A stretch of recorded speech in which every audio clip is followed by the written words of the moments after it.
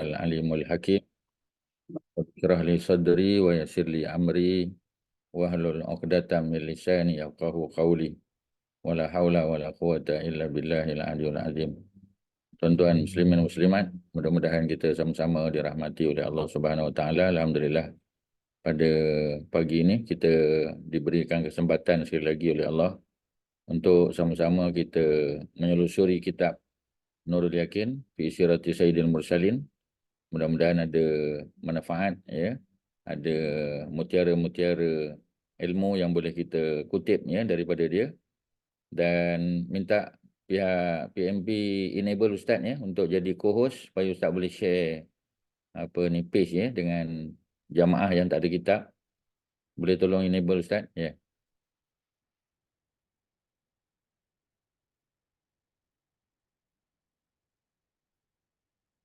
Kita nak share kitab hari ni, ya. Okey. Jadi kita berada pada muka surat yang ke berapa? Ke 36. 37. 36. 363. 363, ya, betul, ya. Betul Ustaz. Ada paragraf mana tu? Rasulullah memiliki adab-adab tu ke ataupun bawah lagi? Mengenai akhlak terpuji dan adab-adab mulia. Oh, yang tu Ya, belum. tu. Okey. Ada tanda. Bismillah walhamdulillah wassalatu wassalamu ala Rasulillah.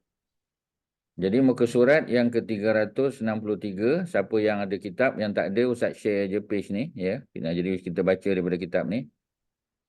Akhlak, kita tahu dalam bahasa Arab akhlak adalah plural form, ya, untuk khuluqun.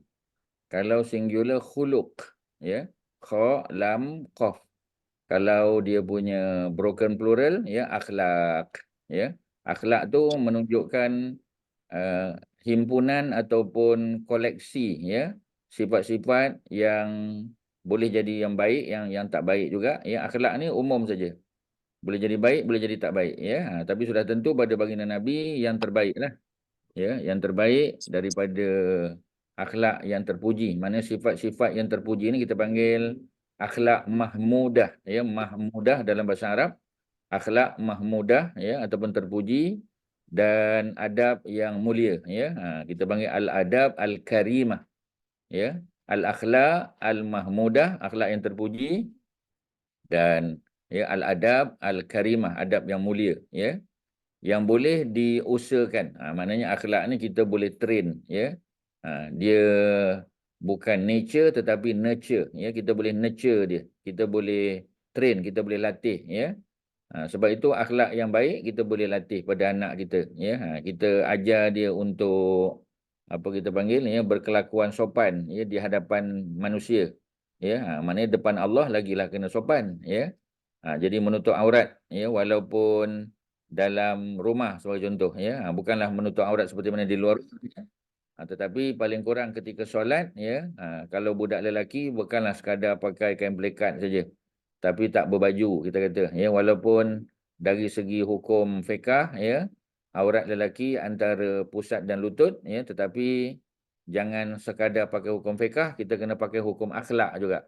Hukum akhlak mana pakai proper lah, pakai elok, ya. Pakai baju elok, ya. Dah pakai kain pelikat elok, ya. Kemudian berkopiah, kita kata, walaupun sembahyang di rumah. Sebab kalau dia pergi ke masjid, dia pakai kopiah, ya, dia pakai songkok. Tapi kalau di rumah sebab tak pakai, ya. Sedangkan Allah yang dia sembah adalah Allah yang satu. Okey, ya. Jadi ini semua dinamakan sebagai akhlak yang baik, ya, al-akhlak al-hasanah yang baik. Tadi kita ada terpuji, mahmudah, yang mulia, karimah, yang baik, hasanah, ya. Kesemua akhlak yang baik dimiliki oleh Nabi kita dan berada di klimaks kesempurnaan. Maknanya akhlak Nabi itu berada di tempat yang paling tinggi, level yang paling tinggi, seperti mana dalam surah Al-Qalam, ya, surah Al-Qalam ayat yang keempat, auzubillahi minasyaitonirrajim, wa innaka la'ala khuluqin azima. Kita jumpa khuluq, ya. Jadi kalau perempuan nak tanya khuluq, ya, inilah. Tadi kalau akhlak dia plural, dia broken plural. Kalau singular khuluqun, ya, khuluqun, ya. Di sini pasal apa? Khuluqin, sebab sebelum dia ada preposition ala. Ya, bila sesuatu noun datang selepas preposition, baris dia mesti bawah, ya. La ala khuluqin, tak boleh lah. Khuluqun tak boleh lah, ya. Dari segi grammar salah. Kerana khuluqin dia merujuk kepada noun, dan noun tu datang immediately after preposition. Preposition ada 9 dalam bahasa Arab. One of the preposition is ala, ala. Jadi la ala khuluqin. Ya, azim, azim menunjuk kepada adjektif dia, ya, sifat kepada khuluq. Jadi khuluq maknanya akhlak, ya. Azim mana yang besar, ya. Di sini kita tak katalah akhlak yang besar, tak kenalah. Akhlak yang agung, ya, akhlak yang tinggi kita kata, ya. Tapi kalau tinggi ali pula, ya. Aliun. Tapi kalau agung azim, ya. Wa innaka, dan sesungguhnya engkau wahai Muhammad, la ala, pasti, ya, engkau berada di atas akhlak yang agung. Maknanya Nabi punya akhlak tu akhlak yang terbaik lah, ya, yang terbaik, yang terpuji. Itu Quran sebut, ya. Aisyah berkata, akhlak Rasulullah adalah akhlak Al-Quran. Ada orang tanya Nabi, ya, ada orang tanya Aisyah, orang datang jumpa, ya Ummal Mukminin, wahai ibu kepada orang beriman. Bagaimana Nabi hidup dulu, masa Nabi hidup, macam mana akhlak Rasulullah? Ya, jadi Aisyah pun kata, ya, kana khuluquhul Quran. Jadi akhlak Rasulullah tu adalah akhlak Quran. Maknanya semua benda yang baik yang duduk dalam Quran tu itulah Rasulullah. Maknanya Nabi ni sebab tu kita panggil Nabi ni the walking Al-Quran. Kerana apa yang Nabi buat tu mesti selari, ya, mesti dia kongruen, ya, dengan Quran tu. Ya, Nabi punya akhlak mesti selari. Tak ada kita kata Quran kata macam lain, pasal apa Nabi macam lain pula? Ada. Dia takkan kontradiktori, takkan, ya. Jadi Nabi punya akhlak dia mesti, ya, konsisten dengan apa yang Quran sebut. Boleh, ya? Okey. Kemudian apa lagi? Baginda membenci kerana Allah membenci. Maknanya kalau Nabi suka akan sesuatu, pasal apa Nabi suka? Kerana Allah suka. Ya, pasal apa Nabi benci? Kerana Allah benci benda tu, ya. Contoh permusuhan. Ya, kita tarik muka masam, ya, jumpa kawan kita tak senyum. Jadi pasal apa Nabi senyum? Kerana Allah suka senyum tu. Ya, tabassumuka, senyuman kamu, fi wajhi akhika, berhadapan dengan sahabat kamu, ya, laka sedekah, ya, dikira sebagai sedekah, ada pahala sedekah. Jadi oleh kerana Allah suka, maka Nabi pun suka, ya. Pasal apa masuk tandas dengan kaki kiri? Sebab Allah kata kaki kiri, ya, Allah perintah, Nabi pun kaki kiri. Kita sebagai umat kita follow saja. Kita jadi Nabi punya carbon copy, ya. Dia macam tu. Rasulullah SAW bersabda, aku diutuskan untuk menyempurnakan akhlak. Ya, ini dalam riwayat Imam Malik, ya, dalam kitab Muwatta' Imam Malik, ya. Kalau Al-Bukhari, Sahih Bukhari, kalau Muslim, Sahih Muslim, kalau Abu Daud, At-Tirmizi, ya. Kemudian An-Nasai, Ibnu Majah, 4 tu kita panggil kitab Sunan, kan? Sunan Abi Daud, Sunan At-Tirmizi, Sunan An-Nasai, Sunan Ibnu Majah, ya. Kalau Imam Ahmad, Musnad Imam Ahmad, ya. Kalau Imam At-Tabrani, Mu'jam At-Tabrani. Kalau Imam Malik, Muwatta' Malik. Jadi lain kitab, ya, lain pengarang, lain nama kitab dia, ya. Kemudian apa yang disebut oleh Imam Malik, riwayat dalam kitab Muwatta', ya, Imam Malik kata Nabi sebut dalam hadis yang sahih, ya, aku diutus untuk menyempurnakan akhlak yang mulia. Innama bu'istu liutammima makarimal akhlak, ya. Innama bu'istu, hanya saja aku diutus oleh Allah, ya, liutammima, untuk aku menyempurnakan, ya, makarimal akhlak, akhlak yang terpuji. Kerana, ya, masyarakat Arab Quraisy ni sebenarnya tuan-tuan, ya, tak ada masyarakat yang suka orang yang cakap kotor, tak ada tuan-tuan. Tak ada masyarakat dalam dunia ni yang suka orang yang, ya, muka masam, ya, orang yang cakap kotor, cakap kasar, ya, menjerit-jerit kat pasar, ya, ataupun maki hamun orang, tak ada orang suka. Ya, jadi akhlak yang baik itu sebenarnya sudah ada pada masyarakat kafir Quraisy. Ya, dan mereka pun macam tadilah, ya. Kita kata asal-asalnya memang beragama dengan agama Nabi Allah Ibrahim. Tetapi oleh kerana terlalu jauh Ibrahim dengan mereka, lebih daripada 3,000 tahun, menyebabkan sudah berlaku penyelewengan, sudah berlaku deviation. Ya, berlaku perkara-perkara tokok tambah. Ada apa kita panggil, ada tokok tambah. Kalau yang di tokok tambah tu added value, tak apalah, ya. Ini minus, ya. Maknanya benda-benda yang macam tadilah, ya, patutnya bila kita tawaf dengan penuh khusyuk dan tawaduk.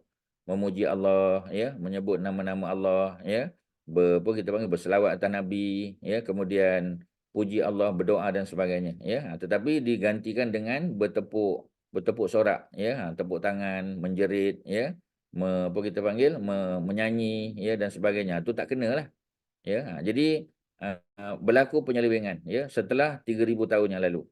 Maknanya secara umum ada tak yang berakhlak baik? Ada, ya. Tetapi macam tadilah, ya, ada yang dah tukar tambah. Ya, perkara-perkara yang bersifat apa lagi kita kata, ya. Zuriat ni mesti dijaga dengan baik, walaupun dia lelaki, walaupun dia perempuan, tak peduli. Ya, tetapi sebahagian masyarakat Arab, ya, ada yang tak suka anak lelaki, anak perempuan. Mereka bunuh anak perempuan. Tapi mereka tidak bunuh secara pancung. Ya, itu bagi orang yang melakukan pembunuhan itu dipancung. Tetapi anak yang mereka nak bunuh tu mereka pun tak sampai hati. Ya, sama-sama pergi ke tengah padang pasir, mereka gali lubang, ya, gali-gali. Anak tanya, pasal apa ni? Gali je lah, bapak dia kata. Ya, lama-lama, ya, ditimbus anak tu, ya, sampailah hilang suara dia, mati. Walaupun dia tak sampai hati, ya, dia sayang pada anak dia, ada perasaan tu, naluri sayang mesti ada. Tetapi, ya, dia buat juga macam tu. Cuma tuduhan, ya, masyarakat tertentu yang mengatakan bahawasanya Saidina Umar membunuh anak perempuan tu tak betul. Ya, kerana kalau anak perempuan Umar dibunuh, ya, ditimbus dalam pasir, ya, dalam lubang. Pasal apa Umar ada anak perempuan nama Hafsah binti Umar, hidup sampai besar, kahwin dengan Nabi, ya, dan jadi salah seorang daripada Ummahatil Mukminin. Pasal apa? Pasal apa pula Hafsah tak dibunuh? Jadi ini menunjukkan bahawasanya, dan anak Umar yang mana satu yang dibunuh tu, anak perempuan ni siapa nama yang kena bunuh tu? Tak ada kan? Dalam sejarah tak ada. Jadi memang tak ada pun. Itu hanya tuduhan, ya, buruk masyarakat Syiah sebagai contoh untuk tarnish, ya, image, ya, Saidina Umar Ibn Khattab. Okey tuan-tuan, ya. Jadi akhlak Nabi ni, akhlak Nabi yang terbaik. Anas berkata Rasulullah adalah orang yang paling baik.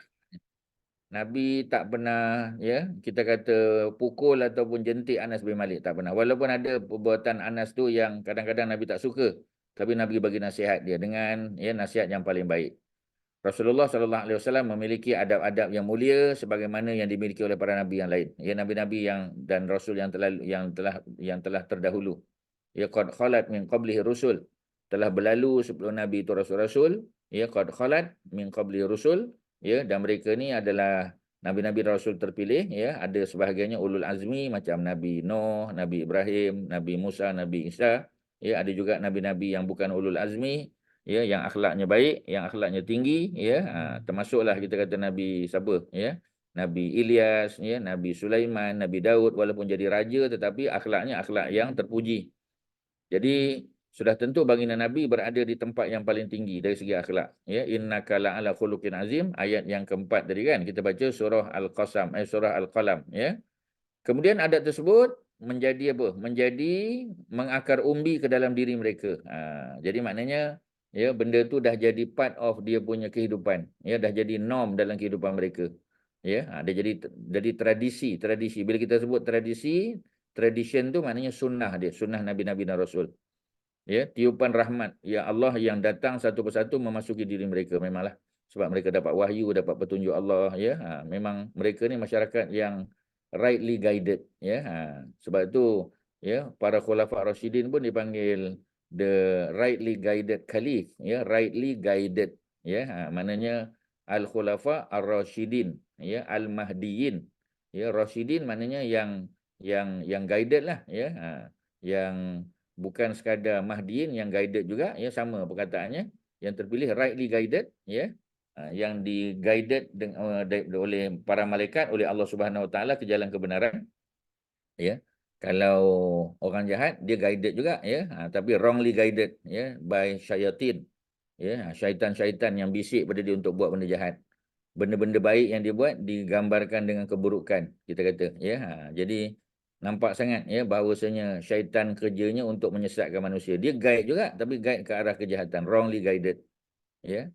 Okey, apa yang jadi, ya? Mereka sudah menjadi part of dia orang punya norms, ya. Dalam kehidupan mereka tu akhlak yang baik itu memang akhlak yang sentiasa diamalkan, dipraktikkan, ya, oleh nabi-nabi dan rasul, ya. Dan cahaya makrifah. Ya, makrifah maknanya cahaya, mengenal tauhid, mengenal Allah, menyinari hati mereka sehingga sampai di klimaknya dan mereka dipilih oleh Allah sebagai nabi. Maksudnya sejak daripada mereka kecil, ya, sebab masa dia kecil dia belum lagi jadi nabi dan rasul macam baginda nabi, ya. Tapi daripada kecil nabi tak buat benda-benda yang pelik, yang menyalahi adat kita kata, ya. Jadi orang tengok nabi ni orang hormat. Ya, malah masa Kaabah dirobohkan untuk dibina semula kerana telah retak, ya, dia punya dinding dia. Orang nak pilih siapa nak jadi empire, nak jadi judge, ya, untuk menentukan bagaimana Hajar Aswad nak dikembalikan dia punya ke casing dia balik. Ya, jadi oleh kerana itu maka mereka tengok siapa yang datang paling awal besok di Kaabah, siapa yang datang awal. Tengok Nabi Muhammad SAW, mereka setuju. Tak ada dolak dalih lagi, ya, kerana Nabi Muhammad ni adalah as-sadiq, ya, as-sadiqul masduq. Orang yang sadiq, yang bercakap benar, masduq yang kata-katanya dibenarkan, ya. As-sadiqul amin, ya, yang dahlah bercakap benar, lepas tu amanah pula. Jadi mereka pilih nabi, tak ada dispute, semua orang setuju dengan nabi, ya. Terdapat banyak akhlak dan sifat yang terpuji. Kami hanya akan menyebut, ya, usul akhlak saja. Usul maknanya akhlak-akhlak yang utama saja. Usul. Ya, usul di sini dalam bahasa Arab, ya. Alif dia hamzah di atas alif, sad waw lam. Usul. Ya, bukan usul, bukan sin. Sad, ya, daripada perkataan aslun. Aslun, ya. Kalau aslun singular. Kalau dia punya plural, usul, ya. Sebab bahasa Arab ni tuan-tuan, dia memang dia punya dia punya rule of game dia memang singular plural, ya, past tense, present tense. Dia memang macam tu je, ya. Dia ada apa kita panggil, ya. Terutamanya tadilah singular plural memang, ya. Kadang-kadang aslun, kadang usul. Kadang khuluq, kadang akhlak, ya. Kalau seorang, dua orang, tiga orang tu memang rule of game bahasa Arab. Kalau kita nak tahu Quran, hadis dan sebagainya, memang kita kena menguasai, ya, dia punya rule of game in terms of, ya, grammar tadi. Singular plural kita kena tahu. Bila kita tengok je perkataan ni kita dah tahu, oh, this is plural. Ya, this is singular. Kita kena tahu, tuan-tuan, ya. Dan nak tahu tu kena ada basic, ya, understanding lah, kita kena ada lah, ya. Okey, jadi apa yang boleh kita sebut sini usul akhlak. Maknanya akhlak-akhlak yang utama dan akan membuktikan bahawa semua akhlak dan sifat tersebut memang Nabi ada. Punca dan faktor yang melahirkannya serta titik peredarannya ialah akal yang melahirkan ilmu dan makrifat. Jadi maknanya apa yang Nabi buat tu benda yang bila manusia tengok dia tahu dah, ya, ini memang benda yang baik. Mereka tak akan kata, apa Nabi Rasul buat macam ni, ya. Jadi kalau mereka petikai, ya, maknanya mereka mempertikaikan sesuatu yang datang daripada Allah Subhanahu Wa Taala. Pasal Nabi tak akan buat benda yang salah, ya. Kalau Nabi buat silap, Nabi akan ditegur oleh Allah. Ya, jadi Nabi akan ditegur. Sebagai contoh, ketika Nabi sedang berdakwah kepada Abu Jahal, kepada Umayyah bin Khalaf, ya, kepada Utbah bin Rabi'ah, ni VIP Mekah. Ya, Al-Walid bin Al-Mughirah, ya, bapa pada Khalid. Tiba-tiba datang Abdullah bin Umi Maktum yang dia orang buta, ya, dia a'ma dan dia ni tidak mengetahui Nabi sedang berdialog dengan para pemimpin Quraisy, dia tak nampak. Dia pun datang, dia dengar suara Nabi, dia pun kata, ya Rasulullah, Assalamualaikum ya Rasulullah, alimni ma'allamakallah. Ajar kepada aku ayat-ayat Quran yang Allah dah turunkan kepada kamu, ya. Nabi pun, ya, bila Nabi tengok dia, Nabi pun abasa, bermasam muka, watawalla, dan berpaling. Kerana Nabi tengah sibuk, ya, dan fokus kepada para pembesar Quraisy. Jadi Allah tegur Nabi, ya. Allah turunkan abasa watawalla. Anja'ahul a'ma, ketika mana datang kepada Nabi seorang a'ma yang buta. Ya, jadi maksudnya dalam bab yang berkaitan dengan perbuatan Nabi itu, kalau salah, kalau tak betul, Allah akan tegur. Ya, Allah akan tegur, ya, apa yang Nabi kita panggil apa yang Nabi buat tersebut, ya, kalau tak betul, ya. Tetapi tidaklah sampai ke peringkat berdosa, tidak. Ya, cuma teguran tu kita kata, ya, merupakan suatu perkara yang nak membersihkan Nabi daripada fitnah. Ya, nanti orang kata, oh, Nabi ni pilih bulu ke, ya. Dan sudah tentu Nabi dan Rasul sedikit, ya, kesilapan yang mereka buat itu kesannya besar nanti. Ya, walaupun tidak sampai dianggap berdosa, tetapi kerana dia tu Nabi, dia Rasul, dah tentu Allah akan jaga sungguh-sungguh. Seperti mana Nabi ketika muda sebelum dilantik menjadi Rasul, ya, ketika di Mekah ada nak buat macam kita kata, ya, macam festival lah. Ya, macam ada konsert lah kita kata, ya. Nabi sebagai orang muda minat nak pergi.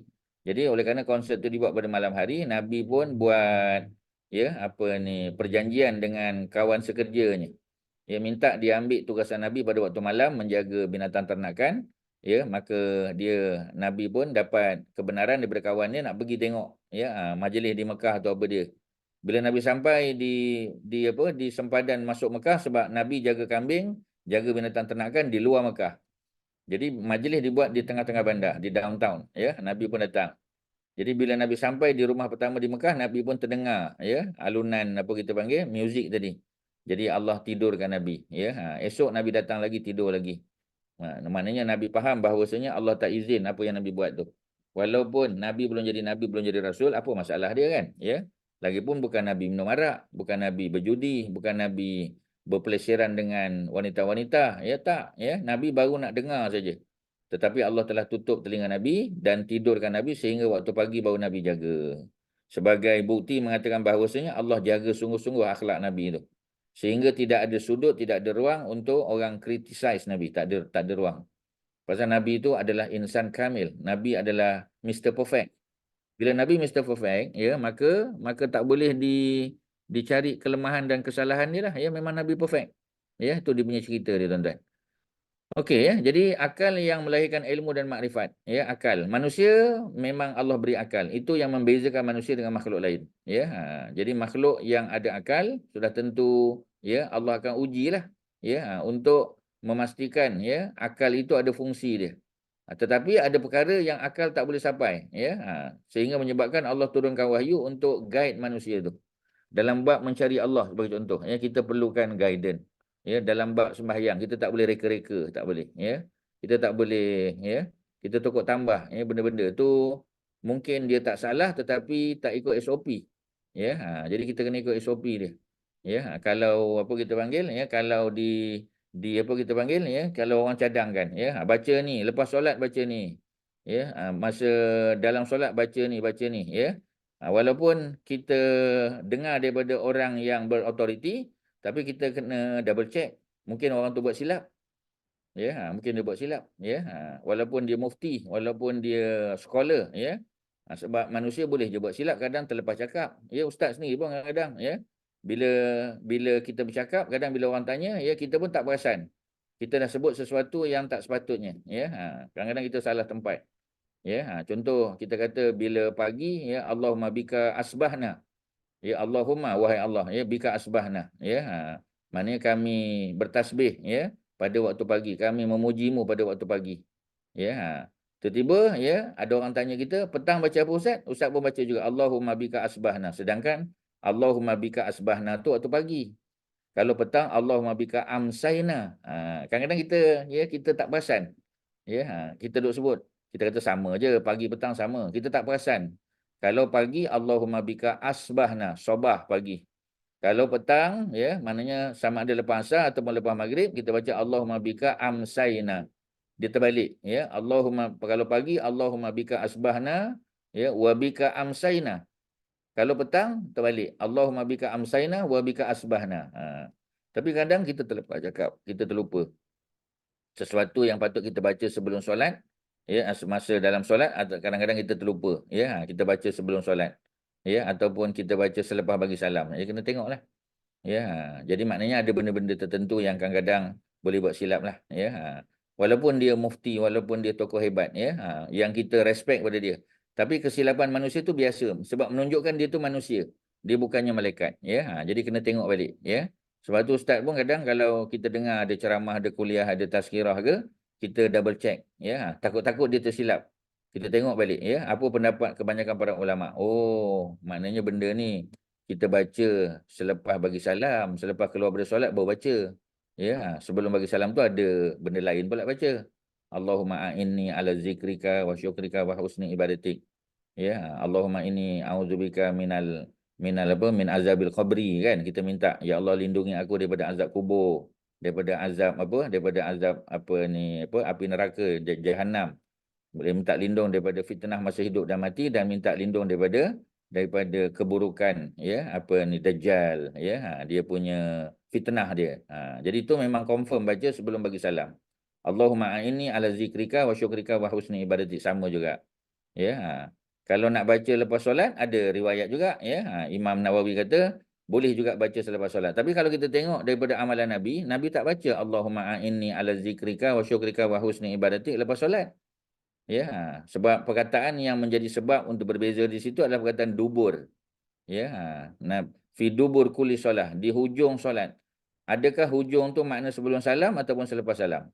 Kalau kita tengok amalan Nabi, selepas salam Nabi tak adalah baca Allahumma a'inni ala zikrika wa syukrika wa husni ibadatik. Yang Nabi baca sebelum bagi salam. Jadi perkataan dubur di situ ya lebih sesuai sebelum bagi salam, bukan selepas. Walaupun tak salah ya, tetapi macam tadilah kita tengok amalan Nabi tak ada pula Nabi baca lepas pada bagi salam. Lepas bagi salam, astagfirullah, astagfirullah, Allahumma antas salam wa minkas salam. Ya, la ilaha illallah daulah syarikalah, kan? Ya.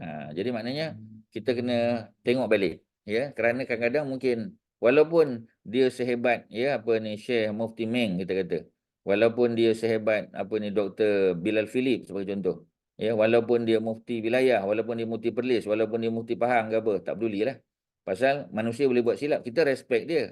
Ya, most of the time apa yang dia sebut tu memang betul, ya. Tetapi sekali-sekali mungkin dia buat silap. Dia macam tu tuan-tuan, ya. Kita kena double check. Ya, sebab macam sekarang ni zaman Google kan, tuan-tuan boleh Google aja. Tuan-tuan boleh tulis aja, ya. Bacaan selepas solat, bacaan selepas salam kita pun check. Kita masuk website. Ada yang mengarut pun ada kan, ya, tapi kita tengoklah website yang bagus-bagus. Ya, kita baca balik hadisnya, ya. Jadi bila kita baca tu kita tahu bahawasanya mungkin ya mufti cakap tadi tersilap kot, ya, mungkin syekh yang cakap tadi mungkin dia terlepas pandang. Jadi macam itulah orang beriman, macam tu sifat dia, ya. Dia bukan bila kita dapat sesuatu terus kita terima bulat-bulat satu patut, nanti dulu kita check dulu, kita boleh double check. Dan zaman sekarang ni senang, kita tak boleh jumpa orang tu, ya. Dah ada dalam TikTok, dalam YouTube, ya, dalam Google dan sebagainya. Sangat mudah tuan-tuan, ya. Jadi ada cabaran pula bila benda tu mudah. Pasal apa kita tak amal? Tu satu lagi, ya. Jadi benda-benda macam tu kena ambil maklum tuan-tuan. Okey, ya. So far so good. Ada apa soalan? Silakan. Ada apa? Maaf Ustaz, Ya, silakan. ada apa beza uswatun hasanah dengan hasanah? Uswatun contoh. Hasanah yang baik. Dua perkataan tu. Uswatun contoh. Teladan. Uswah. Ya, example. Ya. Tapi kalau hasanah daripada kata hasan kan baik. Jadi kalau uswatun hasanah, maknanya hasanah tu dia punya adjektif, sifat kepada uswah tadi. Dan sudah tentu uswatun hasanah yang terbaik datang dari Nabi lah. Ya, hasanah tu saja makna yang baik. Hasanah makna yang baik, ya. Akhlak hasanah boleh. Ya, adab hasanah boleh, ya. Uswah hasanah boleh. Jadi hasanah tu sifat dia. Uswah itulah yang apa yang diterjemah sebagai contoh, teladan, ya, example dan sebagainya. Ya, ada lain silakan. Ada apa-apa? Ya. Punca dan faktor yang melahirkan, ya. Titik peredarannya ialah akal yang melahirkan ilmu dan makrifat, kita tahu dah. Akal lah. Sebab akal yang boleh menilai kan, ya. Contohlah kita kata, ya. Mak kita lahirkan kita. Banyak jasa dia mengandungkan kita, lahirkan kita, besarkan kita, ya. Jadi bila kita dewasa, ya, mak kita dah kurang akalnya, ya. Maknanya dia lupa-lupa dah. Ya, sampai satu usia kan. Ya, mungkin sebab masa dia muda dulu banyak mikir, banyak ni, ya, sampai ataupun dia terlibat dalam aksiden ke apa, jadi ada concussion pada dia punya otak ke apa, ya, jadi mungkin dia lupa-lupa dah. Jadi walaupun dia lupa-lupa, kita sebagai anak, ya, kita kena layanlah dia. Ya, ada benda-benda yang kadang dia dah solat dah, ya, dia solat dengan kita dah, lepas tu sejam lepas tu dia kata, mak nak solat lah, belum solat Zuhur. Mak dah solat tadi. Mak dia kata belum, ya. Mak ni dah terlupa dah. Kita kena layan lah. Memang nak layan mak kita tu bukan senang tuan-tuan, ya. Dia layan kita masa kita berkerenah masa kecil. Kita layan dia masa dia berkerenah ketika sudah dewasa. Memang susah, ya. Lagi-lagi dia mak kita. Ya, jadi kalau mak kita tu kita kena letak dia di satu tempat yang sesuai dengan martabat ibu kepada kita. Ya, memang susah tuan-tuan. Even kalau dia bukan Islam, ya, macam Asma binti Abi Bakar. Ketika mak dia Kutailah, isteri pertama Abu Bakar yang tak mau masuk Islam. Jadi mak dia rindu nak jumpa dengan Asma. Ya, mak dia datang bawa makanan, ya, daripada jauh bawa makanan. Sebab bila dia tak masuk Islam, dia tak duduk dengan Abu Bakar dah. Ya, Asma duduklah, ya, sebab tu bapak dia. Mak dia datang. Bila mak dia datang dia tak layan, Asma tak layan. Ya, jadi Nabi pun dapat maklumat daripada Aisyah, Nabi pun panggil Asma. Nabi kata tak boleh macam tu. Ya, kita dengan mak kita walaupun dia bukan Islam, kita kena layan dia dengan baik. Cuma kalau dia bawa makanan yang tidak disembelih, ya daging dan sebagainya, tu kita bagi tahu dia, mak, kami Muslim tak boleh makan bangkai, tak boleh. Ya, kita pun kadang pelik kan. Kita kata, ya pasal apa orang Arab ni tak makan bangkai? Ya, orang Quraisy ni makan bangkai kan? Ya, kita tak boleh. Ya, kerana dalam kepercayaan dia bangkai itu binatang yang mati disembelih itu adalah binatang yang disembelih oleh Allah. Dia punya kepercayaan. Maknanya kalau kita jumpa kambing mati tepi jalan, lembu mati tepi jalan, ya, kita boleh makan. Ya, terutamanya kalau dia belum busuk lagi lah, ya, baru kena langgar, mati, ya, dan masih elok lagi tubuh dia. Kita pun ambil dia, bawa balik, kita boleh makan. Kita boleh lapah daging ni, betul boleh makan. Kerana orang Quraisy beranggapan, ya, binatang yang tak sempat disembelih oleh manusia, ya, orang Quraisy dia tak pancung binatang, tuan-tuan, ya. Ya, orang Quraisy dia tidak cucuk apa ni leher sebagai kita kata orang Cina, ya. Macam mana orang bukan Islam, orang Buddha dia bunuh ayam ni macam mana, ya. Dia tak sembelih, ya. Yang sembelih ni orang Islam, dan yang sembelih ni ialah orang agama tauhid asal dia. Nabi Ibrahim ajar orang Arab, ya, untuk sembelih binatang, ya, untuk keluarkan darah dia, buang darah kotor, toxic blood. Baru dilapah, ya, dibersihkan, dimasak, dimakan dan sebagainya. Maknanya, ya, orang Arab Quraisy dia tidak makan yang dicucuk, ya, ataupun yang dipukul kepalanya sampai mati, tak. Dia tak bunuh binatang, dia sembelih, ya. Cuma bagi binatang yang tak sempat disembelih, dia beranggapan binatang tu disembelih oleh Allah. Ya, bagaimana mungkin Nabi Muhammad yang menyembelih binatang dikatakan halal, tetapi binatang yang disembelih oleh Allah dikatakan haram. Dia tak boleh terima. Sebab itu kepercayaan dia. Ya, jadi nak bagi dia faham tu bukan senang. Ya, jadi bila kita tengok balik, kita kata, kalaulah Allah sembelih dia, mana mana nampak kesan sembelihan dia? Tak nampak. Ya, mana tengok kat leher dia tak nampak. Mungkin dia dilanggar oleh kereta, dilanggar oleh kenderaan berat, ya, dan mati di tempat kejadian. Ya, on the spot mati. Tak sempat nak disembelih. Ya, jadi macam mana yang kita kata Allah yang sembelih dia tu? Mana kesan dia? Sebab orang Arab kan dia nak tengok fizikal depan mata kan. Dia tak boleh jawab. Bila tak boleh jawab, ya, dia tapi dia masih menerima pendapat ataupun kepercayaan tersebut kerana mak bapak dan datuk nenek dia dulu buat percaya macam tu. Itu susahlah, tuan-tuan. Kalau agama berdasarkan kepada tradisi semata-mata, susahlah. Ya, kita pakai fakta kan. Kalau orang beriman kita pakai ada hadis je ke? Ada ayat Quran ke? Ya, kita based on apa ni dalil, ya, bukan sekadar suka-suka cakap-cakap macam tu saja.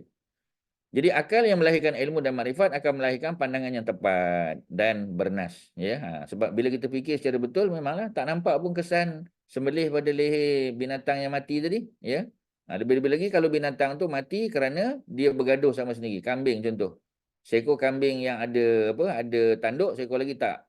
Kambing yang ada tanduk, tanduknya kambing yang tak ada tanduk mati ke tempat kejadian. Ya, terburai perutnya kita kata. Macam mana kita nak kata Allah yang sembelih, kan tak logik. Jadi akal sihat pun tak boleh terima, tuan-tuan.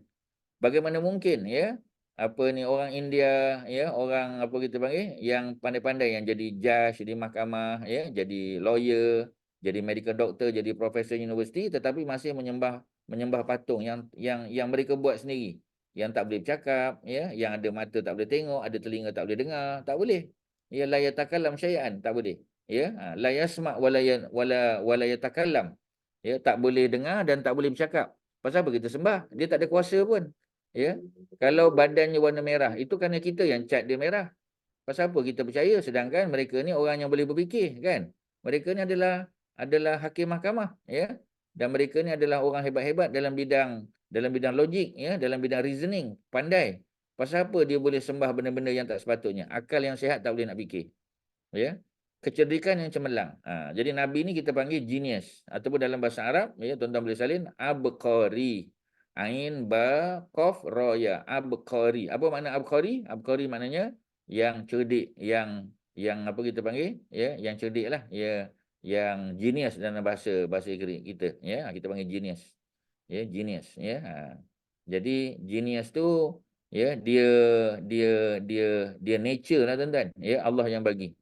Kita boleh nurture dia, ya, tetapi macam tadilah, ya, kalau kita nurture ni kadang-kadang dia terbatas, ada level, dia tak boleh pergi lebih daripada tu. Ya, mana tak boleh pergi, kita ajar pun tak boleh pergi dah, macam tu je lah. Ya, kita kata macam orang ambil TOEFL lah. Ya, Kadang-kadang ya di English dia memang macam tu ya. Kita bagi pun dia boleh pergi 58, 59 je skor dia ya. Tak boleh lebih 600 kita kata. Ada student yang boleh ya. Dia memang macam tu lah ya. Dia mula daripada 540 naik 56, 558 akhirnya 600 lebih dia skor ya TOEFL dia. Jadi maknanya nak bagi tahu kadang ada orang boleh improve, ada orang tak boleh lah. Kita ajar-ajar pun dia memang pergi setakat tu je tuan-tuan, tak boleh pergi lebih dah. Ya, dalam bab teknikal lagi mungkin ya, dia tak boleh faham. Ya, memang kefahaman dia setakat tu saja, dia tak boleh pergi lebih lagi. Macam tafsir lah kita kata ya. Jadi orang yang ada background bahasa Arab ya, pun tengok juga ya, level bahasa Arab dia macam mana, level 1 ke level 2 ke level 3. Jadi kalau kita cerita tentang ayat Quran, kita cerita tentang struktur ayat, ya, grammatical analysis, ada orang boleh, ada orang memang tak boleh. Dia kata yang tu saya tak boleh faham tak, saya terima je lah. Kadang-kadang macam tu, dia tak boleh nampak logik dia. Kan sebab pemikiran dia tak sampai pada peringkat tu, ya. Memang dia tak boleh faham. Walaupun Quran ni semua orang boleh faham. Nelayan ke, tentera ke, pegawai polis ke, cikgu ke, pensyarah ke, profesor ke, ya, dia masing-masing boleh dapat maklumat daripada Quran, boleh dapat hidayah daripada Quran. Tetapi, ya, how comprehensive dia punya understanding tu. Ya, maknanya apa ni, apa kita panggil, setinggi mana dia boleh pergi. Itu berasal pada kita punya ilmu alat kita lah.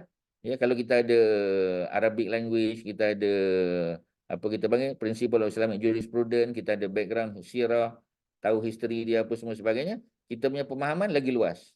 Tapi kalau kita tak ada benda-benda tu, pemahaman kita boleh dapat tetapi tak tinggi sangat. Macam itulah tuan-tuan. Ya, kerana ada manusia yang cemerlang, ada manusia yang above average, ya, ada yang kita kata average saja, ada yang below average. Sebab Allah buat macam tu, ya. Yang below average tu mungkin dari segi konsep dia kurang faham, tapi apa ni praktikal dia tahu, dia boleh buat. Ya, macam anak-anak kita, cucu kita kan, ya. Kecil-kecil. Kalau kita dulu susah ya bagi basikal. Kalau basikal tu apa ni, apa kita panggil terlucut dia punya rantai pun kita nak repair pun tak pandai. Ada setengah orang tak ada hal tuan-tuan ya. Dia boleh buat je. Kita bagi dia apa kita panggil ya, bagi dia lokomotif ya, kepala kereta api ya. Kepala kereta api tu tak berhenti, tak berjalan, dia pandai-pandai lah ya. Dia boleh dia tahu macam mana nak go about, dia tahu ya. Dia bukanya tu, dia tengok oh bateri ni lah apa semua sebab dia tahulah benda tu. Ya, macam mana dia boleh tahu? Itu memang Allah bagi dia. Maknanya genius lah dia tuan-tuan. Ya, dia boleh figure out macam mana nak selesaikan masalah. Ya, cuba tuan-tuan bayang ya.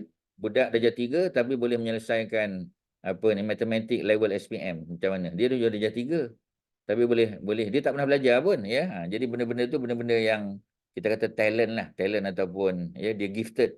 Ya, talent, dia gifted, dia genius macam itulah ya. Tuan-tuan pun faham kan benda tu. Jadi ada budak-budak yang memang boring lah belajar. Ya, sebab dia kata benda ni dia tahu dah. So dia tak boleh masuk sekolah biasa. Ya, macam kanak-kanak yang lembam juga. Ya, yang kita kata ada apa? Ada kekurangan. Ya, kanak-kanak istimewa. Dia tak boleh masuk sekolah biasa. Ya, macam anak autism kan. Kita dulu-dulu kita tak tahu. Ya, budak-budak yang autistik. Ya, kita tak tahu. Ya, kita masukkan sekolah dan kita kata dia bodoh. Kita kata dia tak cerdik. Ya, sebab dia punya cara belajar tak sama macam kita. Ya, jadi apa kita panggil ya, apa macam seorang penyanyi tu ya, penyanyi Ultimate. Ustaz pun baca cerita dia, saja nak share dengan tuan-tuan sebab mungkin tuan-tuan tak baca lah ya. Ultimate tu ya, dia autistik tapi dia tak tahu dia tu autistik sampailah dia berkahwin ya. Yang menyedari bahawasanya dia tu autistik ya, isteri dia ya, sebab isteri dia ada background apa ni autism ni ya. Dia ada ni. Jadi bila isteri dia berkahwin dengan dia, masa berkenalan dulu tak tahu lagi, masa bertunang tak tahu detail sebab bila dah kahwin ni kita tak boleh nak sembunyilah semua benda kita tahu kan. Jadi isteri dia kata ni abang ni autistik sebenarnya ni, ada autism ni. Dia kata iya ke? Baru pergi cek dan betul ya. Selama ni dia kata patutlah mengaji susah, nak belajar apa semua ya. Dia cemerlang tapi dalam bidang dia lah. Ya, dalam bidang mungkin apa ni, apa komposer lah, menyanyi apa semua dia pandai, dalam bidang gunakan musical instrument dia pandai ya. Tapi ada bidang-bidang lain dia tak boleh sebab dia autistik ya, belajar dia tak sama macam kita ya. Dan budak-budak ni cemerlang sebenarnya tapi dalam bidang dia masing-masing ya. Dulu kita tak ada apa, tak ada tools ya, tak ada kaedah untuk menilai dia, tapi alhamdulillah sekarang dah ada dah sekolah-sekolah istimewa untuk pelajar-pelajar autism ya. Budak-budak yang ada macam-macam lah ya, benda-benda kita kata dia punya kekurangan tadi ya. Jadi Benda-benda tu nampak macam kekurangan tapi sebenarnya keistimewaan benda dia. Allah buat. Ya, dan budak-budak ni cemerlang, ya. Dia boleh jadi pelajar terbaik, boleh jadi profesor universiti, boleh jadi macam-macam, ya, politician dan sebagainya. Memang tuan-tuan, ya. Sebahagian orang hebat-hebat dalam dunia ni, ya, novelis sebagai contoh, ya, saintis dan sebagainya, mereka ni adalah orang yang ada problem, ada masalah pada pandangan manusia biasa, tetapi mereka sebenarnya adalah manusia, ya, yang istimewa di sisi Allah Subhanahu Wa Taala. Ya, tuan-tuan boleh bagi Ustaz banyak contoh lah, Ustaz yakin, ya. Okey, apa lagi tuan-tuan? So far so good, ada apa soalan? Ya, ada apa? Mungkin Haji apa Syahri ada apa-apa pengalaman hidup yang boleh di-share, ya? Apa Sister Shima, ya, ada apa? Silakan. Ya, Kak Suharti kalau ada, Kak Mariam. Ada, Ustaz. Ya, share lah something yang boleh kita apa? Yang boleh dipahami oleh semua orang lah. Kak Wan, ada apa? Ada cucu ke, ada apa? Ada kawan-kawan anak cucu yang autistik, ya, yang kita kata tak disedari. Tapi tadi Ustaz, bila Ustaz baca tentang ultimate tadi, ya, memang sangat mengejutkan. Dia tak tahu dia tu autistik sampai dia berkahwin, tuan-tuan. Cikgu sekolah, ya, ada marah dia, kata kau lembab lah apa semua sebagainya, ya. Sedangkan dia autistik, dia kena duduk di sekolah lain, ya. Tapi sebab kita tak ada pilihan dulu, kita hantar ke sekolah apa mainstream, ya. Jadi budak-budak tu lambat dalam mengaji, ya. Apa ni, tak berjaya macam budak-budak lain yang kita anggap dia tu bodoh. Sebenarnya dia tak bodoh. Ya, dia memang memerlukan perhatian istimewa, tuan-tuan, ya. Dan alhamdulillah kesedaran, ya, terhadap apa ni autism ni lebih tinggi sekarang, tuan-tuan, ya. Sebab alhamdulillah, ya, lebih ramai apa ni cikgu-cikgu, guru-guru yang ada apa, yang early apa kita panggil early child education, ya, yang graduate daripada US, daripada UK, Australia dan sebagainya, yang mereka diberi kesedaran dan kepahaman tentang benda ni, ya, dan mereka dapat latihan, ya, dan alhamdulillah, ya, mereka boleh menyumbang pada masyarakat. Alhamdulillah, tuan-tuan. Dulu kita tak ada. Ya, kalau dulu macam itulah, budak-budak tu terus dianggap sebagai lembam, sebagai apa ni OKU dan seterusnya, gagal dalam kehidupan. Kita tak nak macam tu. Ya, sebab mereka ni boleh dimanfaatkan kelebihan dan kecemerlangan mereka, tuan-tuan, ya. Sangkaan yang betul. Kita kena ada sangkaan betul terhadap sesuatu, ya. Kalau kita tak tahu, kita diam. Ya, kita tunggu, ya. Wait and see, tuan-tuan. Tanya orang. Melihat kepada akibat sesuatu perkara. Kita kena tengok, ya. Apa ni, apa kita panggil? Dia punya cause, ya. And effect kita kena tengok. Apa hubungan dia? Ya. Kita kena ada apa kita panggil, ya. Ada macam tadilah, ya. Kita kena objektif, ya. Dan kita kena terbuka, ya, dari segi menerima pembaharuan. Ya, bila kita dengar sesuatu yang pelik, ya, kita jangan terus kata benda ni menyalahi adat, jangan. Kebaikan untuk diri, ya, melawan hawa nafsu, dah tentu, tuan-tuan, ya. Sebab dalam hidup kita tidak boleh bersendirian. Kita memerlukan, ya, rakan yang boleh menyokong kita. Kita memerlukan apa ni peer group kita, ya, support group dan sebagainya. Pandai dalam mentadbir dan membuat polisi memang, ya, bukan semua orang pandai. Dia mungkin engineer yang berjaya, ya. Dia memang chartered accountant. Ya, professional engineer, chartered accountant, ya, medical doctor dan sebagainya. Tapi dalam bab mentadbir dan mengurus bukan semua orang pandai. Ada orang dia tak berapa bijak, ya, dalam teknikal, ya, mungkin tak berapa bagus, tapi dari segi pengurusan dia bagus. Dia boleh mengurus orang, dia boleh mobilize orang, ya, bukan semua orang pandai macam tu, tuan-tuan. Dan sentiasa mencari kelebihan dan menjauhi kehinaan. Itu memang kehidupan kita. Kita kena cari sesuatu yang kita boleh sumbang dalam masyarakat. Kita pandai dalam bidang apa, kita sumbang, tuan-tuan. Ya, ada orang, ya, dia boleh menulis, teruskan. Ada orang dia tak pandai menulis sangat, ya, tapi dia boleh menyumbang dari segi idea mungkin, ya, ataupun dari segi pengurusan dan sebagainya. Macam itulah, tuan-tuan, ya. Okey, perkara tersebut dicapai oleh Rasulullah, ya, sehingga ke peringkat climax. Dah berapa kali dah climax ni yang tidak dapat dicapai oleh orang lain memang. Ya. Ada benda yang memang Allah buat. Ya, pemilihan manusia sebagai seorang nabi dan rasul. Orang lain tak boleh buat.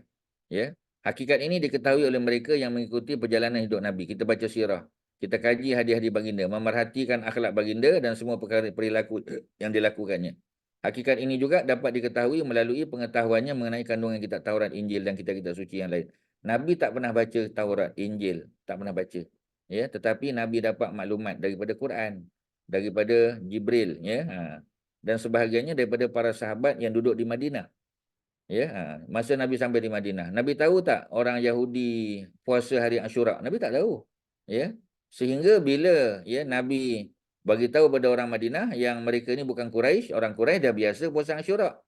Orang Quraisy biasa, ya, sebelum zaman jahiliah lagi Nabi dah puasa Asyura dah. Ya. Tetapi macam tadilah, ya, orang Madinah Nabi tak tahu. Sebab Nabi bukan orang Madinah kan, walaupun ya Nabi punya moyang perempuan, ya, apa ni, Salma binti Amar, ya. Beliau adalah orang apa kita panggil, ya, orang Madinah, ya. Hashim moyang Nabi daripada Mekah, ya, kahwin dengan apa ni, Salma tadi, ya. Jadi bila kahwin dengan Salma maknanya Nabi ada tak keturunan susu galuh daripada Khazraj, ya, orang Madinah? Ada. Tetapi Nabi tak duduk di Madinah, Nabi tak besar di Madinah, Nabi tak tahu budaya Madinah. Ya, orang Madinah pula dia bercampur dengan orang Yahudi, Nabi tak tahu. Ya. Jadi bila Nabi sampai di Madinah, ya, bila Nabi ajak para sahabat puasa hari Asyura, sahabat-sahabat Madinah, ya, orang Ansar bagi tahu, ya Rasulullah, orang Yahudi pun puasa hari 10. Ya, Nabi baru tahu sebab wahyu tak cerita. Bila wahyu tak cerita, ya, boleh tak Nabi dapat maklumat daripada persekitaran, daripada environment? Dah tentulah boleh. Ya, Nabi kata kalau begitu, ya, tahun depan kalau Allah panjangkan usia, kita akan puasa pada hari 9 dan 10. Maknanya 10 tetap puasa, ya, hari Asyura, tetapi kita tambah dengan puasa hari 9, hari Tasu'a, untuk membezakan ibadah orang Islam dengan orang Yahudi dan Nasrani. Sebab dalam hadis Nabi sebut khaliful yahudu wa nasara, khaliful yahuda wa nasara. Hendaklah kamu, ya, berselisih, berbeza, ya, ibadah dengan orang Yahudi dan juga orang Nasrani. Even dari segi penampilan kita. Penampilan pun kena beza. Ya, kalau mereka pakai pakaian tertentu, pakaian agama, kita tak boleh pakai pakaian mereka. Disebut tasyabuh. Tak boleh, tuan-tuan. Ya, tasyabuh makna menyerupai pakaian agama. Tapi kalau pakaian budaya, tak ada masalah lah. Ya, jadi kalau kita orang apa kita panggil, ya, kalau kita orang India, ya, India Muslim. Jadi orang India biasa pakai pakaian dia, ya. Orang lelaki lah contoh, dia pakai kurta, kita kata. Kurta tu memang, ya, orang Pakistan, Bangladesh yang bukan Islam pun pakai juga. So kita orang Bangladesh boleh tak pakai kurta? Boleh, asalkan menutup aurat. Tapi kalau orang India perempuan pakai sari dan sari itu mendedahkan pusat, mendedahkan aurat, tak bolehlah pakai. Boleh pakai tapi pakai benda lain lah, duduk dalam dulu. Tutup aurat, sari itu pakai kat luar. Boleh, boleh, tak ada masalah. Ya, macam kita kata pemain hoki kan, ya. Tuan Haji Nur Saiful Zaini, ketua pasukan hoki Malaysia yang bawa Malaysia ke World Cup, ya, di Spain kan, pada zaman dia lah, ya. Jadi bila apa kita panggil, ya, bila dia apa beraksi, ya, dia pakai jersey Malaysia dia pakai, tapi jersey Malaysia di luar, ya, dalam tetap pakai seluar, ya, pakai apa kita panggil, pakai track suit yang menutup aurat, ya, dan performance dia tak jatuh, malah dia perform, ya. Dan zaman Nur Saiful Zaini itu zaman ranking apa ni pasukan hoki Malaysia paling tinggi, antara yang paling yang terbaik. Dan dalam grup dia tu ada 3-4 orang juga yang pakai macam dia. Ya, even dalam latihan pakai kopiah, bukan nak suruh pakai kopiah, bukan. Tapi maknanya tutup aurat, ya. Kopiahnya bukan tutup aurat, ya. Itu hanya pakaian kita sinonim dengan pakai agama saja. Walaupun tak mesti, ya, kita kata, tapi eloklah kalau tutup kepala, dan tutup kepala tak mesti pakai kopiah, pakai serban pun boleh, pakai songkok pun boleh, ikutlah. Jadi maknanya nak bagi tahu, ya, kita sebagai Muslim, bab yang berkaitan dengan budaya kita boleh raih. Ya, orang Islam sangat meraihkan budaya. Dalam kaedah fiqh disebut, ya, al-adatu muhakkamah.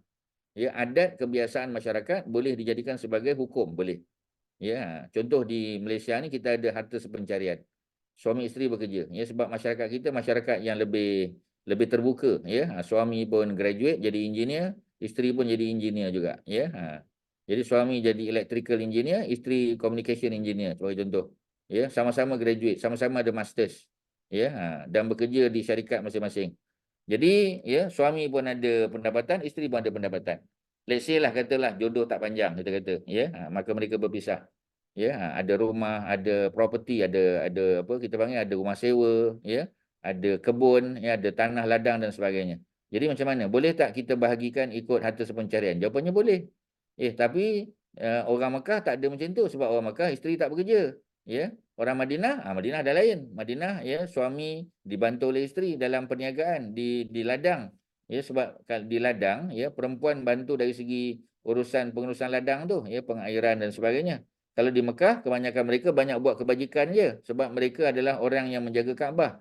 Isteri pun bekerja juga, tapi bekerja sukarelawan. Mereka tak ambil gaji. Ya, suami itu yang meniaga, sebagai contoh.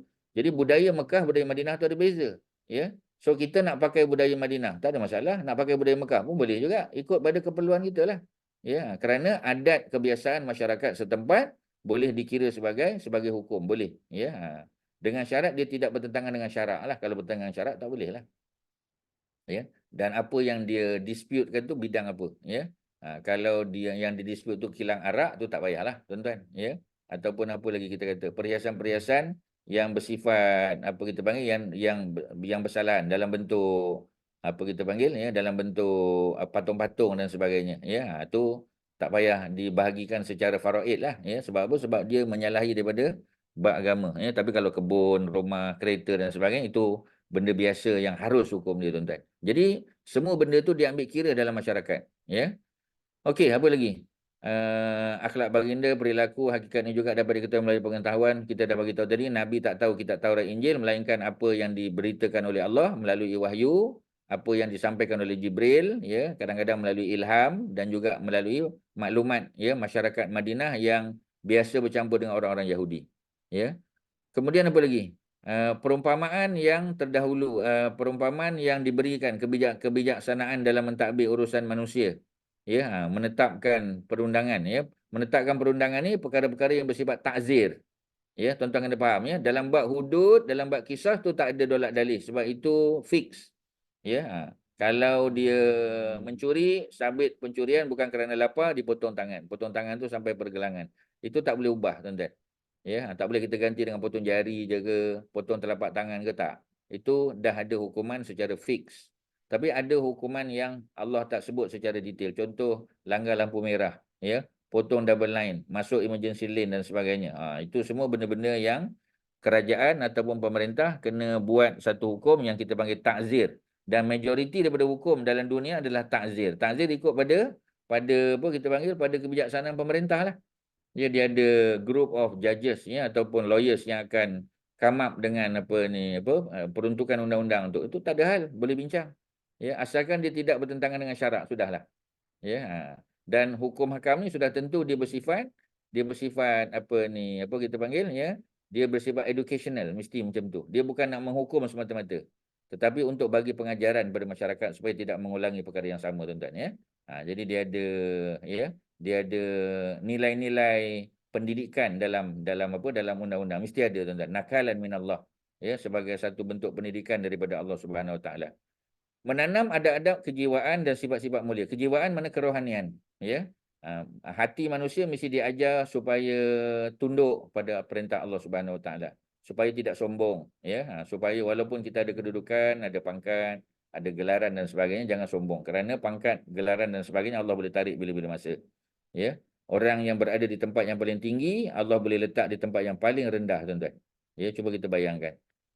Kemudian apa lagi? Sehinggalah kepada kewujudan pelbagai ilmu yang menjadikan kata-kata baginda sebagai sumber dan hujah seperti ilmu perubatan. Memang. Ya, memang ilmu perubatan. Terutamanya apabila Nabi sakit. Ya, Nabi dirawat. Ya, datang masyarakat Arab Badui. Ya, dia tahu Nabi sakit, dia datang. Dia suruh Nabi makan. Ya, benda-benda tertentu sebagai contoh. Dan Nabi pun ambil. Dan ada benda-benda yang memang sudah menjadi masyarakat Arab punya kebiasaan. Makan madu sebagai contoh. Ya, tapi ada orang yang madu tak tahan. Ya, tak boleh ambil banyak. Ya, ataupun timing tadilah. Ya, mungkin kaedah kita ambil tu. Banyak orang ambil madu letak atas lidah. Ya, sedangkan madu tu letak bawah lidah. Dan kita tak boleh guna apa kita panggil ya guna sudu yang dibuat daripada logam. Ya, ambil sudu yang dibuat daripada plastik ataupun bahan lain. Ya, dan itu khasiat dia lah yang kita kena faham. Khasiat pada buah-buahan, pada makanan-makanan natural ni ya, khasiat boleh. Ya, tetapi kalau fadilat tak boleh tuan-tuan. Fadilat daripada Allah dan Rasul. Ya, fadilat mana kelebihan keutamaan yang ada pahala. Tapi kalau khasiat memang Allah buat pada buah-buahan. Ya, khasiat Allah buat pada apa kita panggil, ya, betik contoh, ya, ada khasiat dia. Ya, kita kata apa kita panggil telur, ya. Kemudian ikan apa kita panggil, ikan haruan dan sebagainya. Jadi masing-masing tu ada khasiat dia. Khasiat tak ada masalah. Ya, kita tak percaya binatang tu ada kuasa tetapi dia ada khasiat dia. Boleh pakai, tak ada masalah, boleh makan, ya. Tetapi dalam bab fadilat tak boleh. Kita tak boleh kata siapa yang ya baca tasbih 33 kali, ya, kemudian tahmid 33, takbir 33, tutup dengan la ilaha illallah wa la syarikalah sampai habis. Ya, setiap kali lepas solat, ya, Kalau dia datang bertemu Allah dengan dosanya sebanyak ya buih di lautan, dosa kecil ya, bukan dosa besar. Dosa besar taubat ya, kena istighfar, kena minta ampun, kena betul-betul meninggalkan perkara tersebut. Tapi kalau tidak ya, siapa yang bagi fadilat? Ya, dia datang jumpa dengan Allah ya, walaupun dosanya sebanyak buih di lautan, Allah akan ampunkan. Itu fadilat. Fadilat tu hanya Allah dan Rasul aja boleh bagi. Orang lain tak boleh ya. Kalau dia kata boleh nak baca 5 kali pun boleh. Kalau kita sibuk baca 5 kali. Tak boleh tuan-tuan ya. Dia kena baca 33. Kecuali ada hujah. Ada tak hujah kita tengok? Ada hujah. Ada. Dalam Sahih Bukhari juga. Kalau orang tu sibuk sangat, dia boleh baca 11 kali subhanallah. Subhanallah 11 ya. Alhamdulillah 11 dan juga Allahu Akbar 11. Tapi tak ada la ilaha illallah wahdahu la syarikalah, tak ada. Dia kena ikutlah SOP dia. Kalau sibuk sangat baca 11. Ya, dalam apa ni Sunan An-Nasai ada kata 10 pun boleh tak? Ya, subhanallah 10, alhamdulillah 10 dan Allahu Akbar 10 pun boleh. Kurang pada tu tak pernah jumpa lagi tuan-tuan. Either 10 ataupun 11, yang terbaik adalah 33 dan 33 ada bonus. Kalau 10 dengan 11 tak ada bonus. Dapat pahala cukup ya. Tetapi tak ada bonus. Bonus 33. Maknanya kita follow the apa kita panggil the hadis ya. Kalau tak ada hadis tak payah. Itu lebih selamat tuan-tuan. Tak boleh kita kata kalau 10 boleh 11 boleh, maknanya nak buat 15 pun boleh lah. Dia tak ada panduan. Tak ada panduan, lebih selamat kita tak buat. Ya, kita kena follow tuan-tuan. Kita kena follow. Ya, pasal apa? Sebab agama ni kita tak boleh pandai-pandai sendiri. Kita tak boleh pakai akal logik. Mentang-mentang kita ada PhD, ya, mentang-mentang kita ada masters, ya, dan kita jadi top student kat UIA ke dekat mana-mana universiti kita dan kita pandai-pandai, tak boleh tuan-tuan. Agama ni tak boleh pandai-pandai. Bab yang berkaitan dengan administrative matters tu boleh. Ya, macam kita kata masa COVID dulu kan, ya, selalu kita buat majlis, kita jemput semua, jemput sekali lah, ya. Maknanya kita jemput majlis daripada pukul 11 pagi sampai pukul 3 petang. Ya, semua datang pada waktu tersebut. Ya, kalau macam ustaz bila nak buat kita kata ni ramai orang ni, ya. Jadi kita buat 2 sesi, ya. Jadi dewan yang sama tapi kita buat 2 sesi. 11 sampai pukul 1 ya untuk ahli keluarga dulu mungkin. Ya.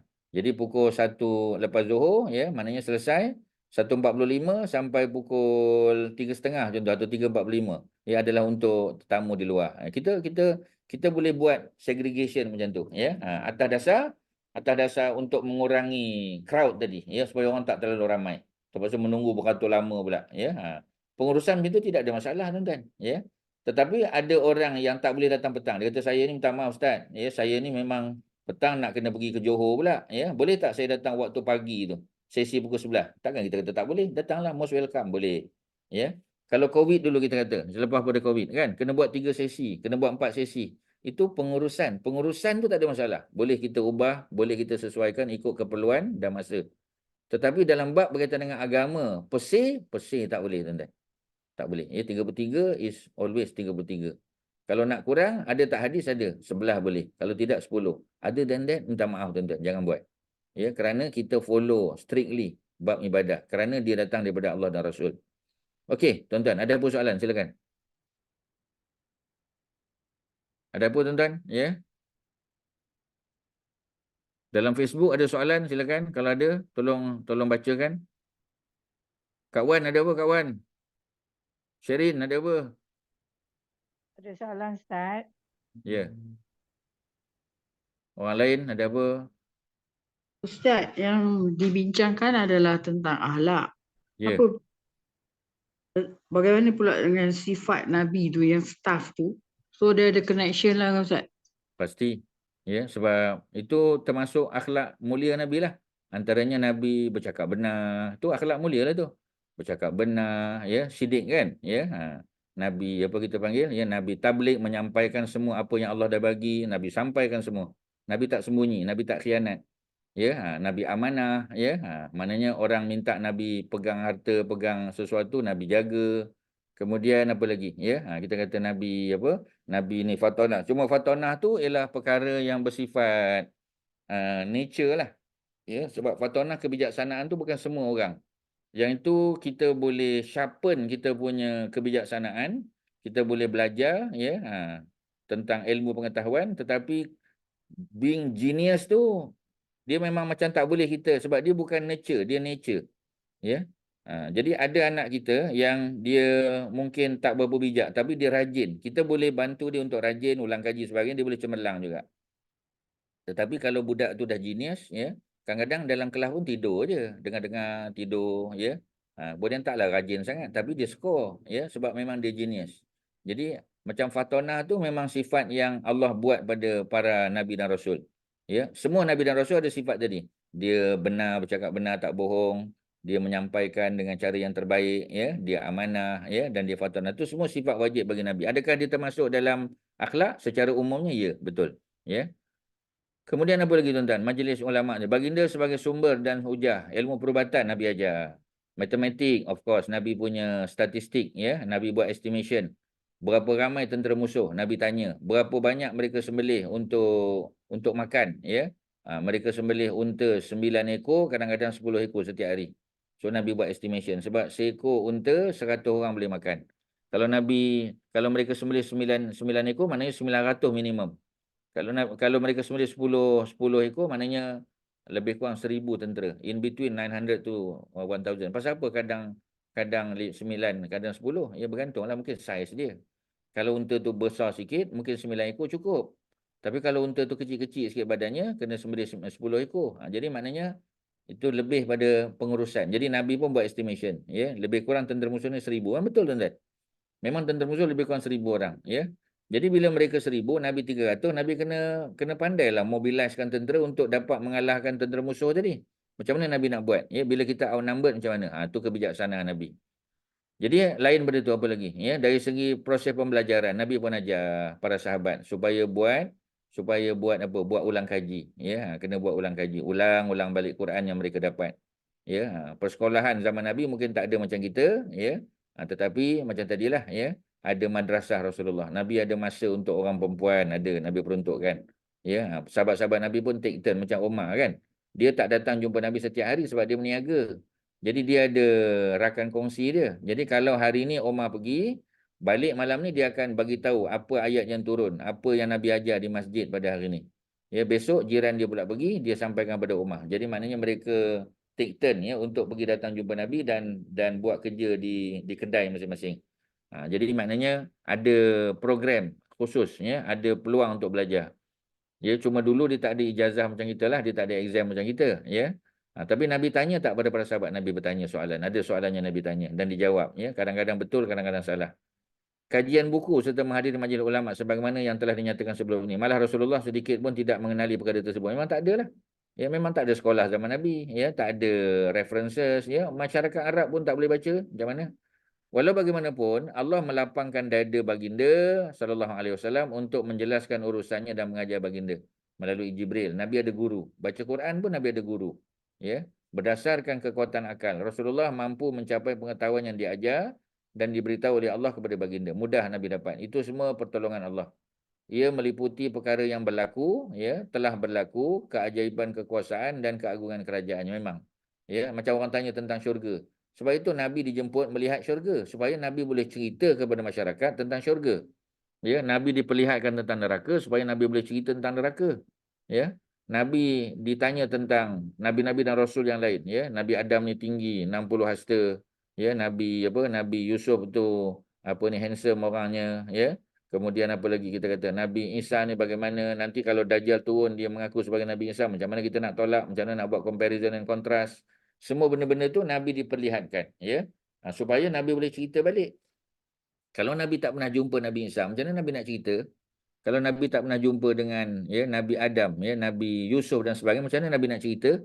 Jadi sebab tu Allah buat Nabi ada maklumat. Nabi pergi sendiri tengok tempat tu. Ya, macam kita lah kan, ya. Kita tak pernah pergi umrah. Kita hanya tengok dalam YouTube saja, ya. Kalau orang tanya kita Bukit Sofa, Bukit Marwah tu, kita kata dia tak adalah jauh sangat tapi taklah dekat. Macam mana gambaran? Kita pun tak boleh nak bagi tahu.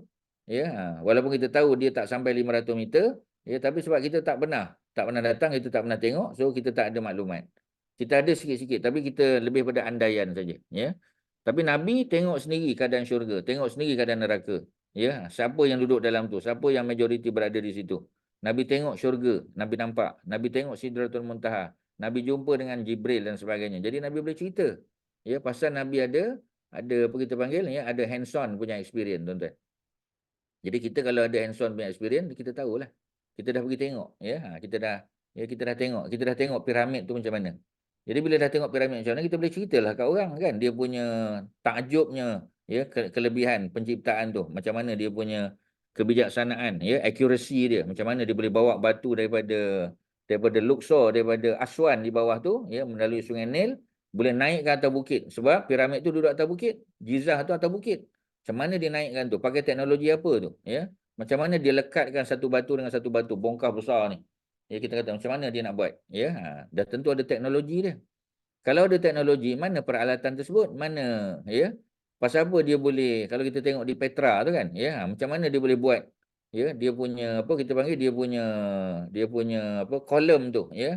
Kita panggil Roman pillar tu, ya, macam mana? Ya, mesti ada peralatan. Kita tengok very smooth, ya, bulatan dia, kemudian very symmetrical, ya. Jadi mesti ada peralatan. Dia tak boleh buat macam tu saja. Tapi kebiasaannya peralatan tu pergi ke mana? Tuan-tuan, kalau Ustaz boleh tanya, ya, mana peralatan alat-alat untuk buat bangunan semua sebagainya tu? Pasal apa kita tak pernah jumpa? Apa jadi pada peralatan tu? Apa Kak Mariatun, ya, Haji Asyari? Mana pergi peralatan tu? Pasal apa kita tak pernah jumpa? Mereka sorok ke? Ya, apa jadi pada peralatan tu? Agak-agaknya lah.